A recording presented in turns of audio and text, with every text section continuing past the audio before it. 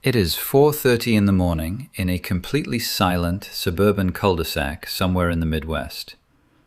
An unmarked minivan is idling with its headlights off, just sitting in the dark. And the municipal sanitation truck is about 3 blocks away, grinding its gears down the street. A guy in a dark hoodie slips out of the side door, runs up a brick driveway, grabs a black plastic garbage bag right out of a wheelie bin, swaps it with an identical decoy bag, and vanishes back into the van before the neighborhood even wakes up. 4:30 a.m. on a Tuesday. And they are not after top secret state weapons data or missile blueprints. They are after secrets about spreadable margarine. Spreadable margarine? You are telling me private eyes were pulling shift duty in suburban driveways over vegetable oil spread? Mate, absolutely. Pure, 100% low-fat aerosol spray, spreadable fat. Welcome to the show, everyone. I am Lachlan Reed, along with Jack Burns and Emily Culver, and today we are getting down in the literal gutter of corporate intelligence. Before we jump deeper into this absolute circus, make sure you hit that subscribe button wherever you listen so you do not miss an episode. What makes this narrative so compelling from a structural standpoint is the fundamental asymmetry of enterprise risk. Companies spend tens of millions of dollars on high-end digital infrastructure. They install zero-trust network architectures, advanced threat detection software, encrypted servers, and yet the core strategic vulnerabilities remain entirely physical. Right. Because if you want to know what a competitor is doing, you do not need to break through a $50 million cloud firewall if the senior vice president literally throws the handwritten draft of his product launch timeline into the kitchen bin on trash day. Spot on, Em. Back in the late 90s and early 2000s, the butter substitute market was absolute cutthroat warfare. We are talking about giants like ConAgra, the folks behind Parquet and Fleischmann's, fighting over microscopic slivers of market share. You had new federal trans fat regulations coming down the pipe, the low-carb craze kicking off, and breakthroughs in emulsification tech, like those zero-calorie aerosol sprays and plant sterol spreads that lower cholesterol. When $50 million of annual cash flow or operational earnings depend on a fraction of a percent of market share, public SEC filings and trade show gossip are far too slow for executive suites. The governance protocols crumble under that degree of commercial pressure. And that is precisely when boutique intelligence firms get hired. And these boutique firms are not filled with fresh college graduates writing reports, right? They were hiring former federal agents and retired military intelligence officers to go dumpster diving. Oh, totally. Ex-intelligence operatives setting up shop in nondescript suburban office parks. They were told in no uncertain terms, get us the launch dates, get us the valve tolerances on the spray cans, get us the pricing matrices before these products ever touch store shelves. And while the chief information officer was polishing his firewall protocols, the front gate was wide open. It reminds me of high-end commercial kitchens.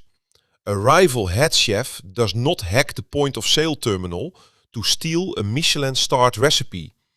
They send a line cook to work the prep station, or they watch what gets tossed into the dumpster behind the loading dock at 2 in the morning. The digital perimeter is clean, but the physical reality is fundamentally messy. So walk me through how Operation Shred actually worked on the ground, because I still cannot get over the image of intelligence officers sifting through eggshells and frozen dinner boxes. It was an absolute spectacle, Em. These guys would tail municipal garbage trucks down residential streets. Minutes before the city collectors arrived, an operative would hop out, swap the executive's trash bag with a decoy bag packed with random household waste so the weight felt right, and throw the real bag into the back of their van. Then they would haul it all back to a secure processing facility off-site. In those processing labs, they were not just opening bags. They were manually piecing together cross-cut shredded paper, draft financial forecasts, printed email chains and travel itineraries. A single torn piece of paper referencing hydrogenated oil supplier contracts or nozzle pressure tests on a spray valve was considered more valuable than 6 months of traditional consumer survey data. A single handwritten note on oil contracts? But wait, how did they not get caught by neighbors? If I saw a mysterious van idling near my driveway at 4 in the morning, I would be calling the police immediately. Well, that is the thing. They did get caught. Homeowners associations started going wild. Cops were being called to suburban cul-de-sacs at 4:30 in the morning because residents saw strange men standing by driveways in the dark. And get this, when officers pulled them over, these hardened former federal agents had to hold up plastic bags full of half-eaten TV dinners and torn-up memos and claim they were just looking for lost pets. Looking for lost dogs while clutching municipal refuse. It illustrates how quickly high-stakes intelligence operations devolve into farce when stripped of their technological veneer. And it was not limited to residential streets either. Operatives were stationed at regional airfields with binoculars, logging tail numbers on private jets. Wait, tailing private jets at local airports? Yeah, they would take long lens photos of executives stepping off private planes at small airfield terminals, then tail their rental cars down quiet country roads just to see which contract manufacturing plants the C-suite leaders were visiting in secret. I mean, even a kangaroo could trip over this level of paranoia. There is a historic baseline for this whole dynamic, of course. Look back at 2001. The famous corporate espionage scandal between Procter & Gamble and Unilever. P&G hired third-party contractors who went sifting through dumpsters behind Unilever's haircare offices in Chicago. They actually recovered about 80 documents, rummaging through trash in a dumpster before senior management realized what was happening. 80 documents directly out of a Chicago dumpster. And that ended up costing Procter & Gamble $10 million in a settlement, did it not? $10 million in cash, plus structural governance changes. Procter & Gamble actually reported the breach themselves once their internal legal counsel realized what the third-party operatives had done, because it violated their own internal ethics codes. But the core lesson remains. Paper trails tell you what happened yesterday. If you want to know what an executive team is planning tomorrow, paper is not enough. You need real-time human voices. So when the paper intelligence ran dry, or when they needed to know what was happening next week, the tactics shifted from passive garbage collecting to active human infiltration. Intelligence firms started sending undercover agents into the local haunts, high-end steakhouses, suburban golf clubs, hotel lounges right next to corporate headquarters. They were sending undercover agents to hang out at the hotel bar? Mate, exactly. They would pose as independent supply chain consultants or prospective venture capital guys. They would strike up a conversation with a tired product manager or a chemical engineer having a drink after a long shift. Buy them 2 or 3 rounds of scotch, and suddenly the engineer is spilling everything about packaging defect rates, nozzle clogs, and executive shouting matches in the boardroom. And these operatives were carrying microscopic audio recording devices, disguised as standard car key fobs or luxury fountain pens.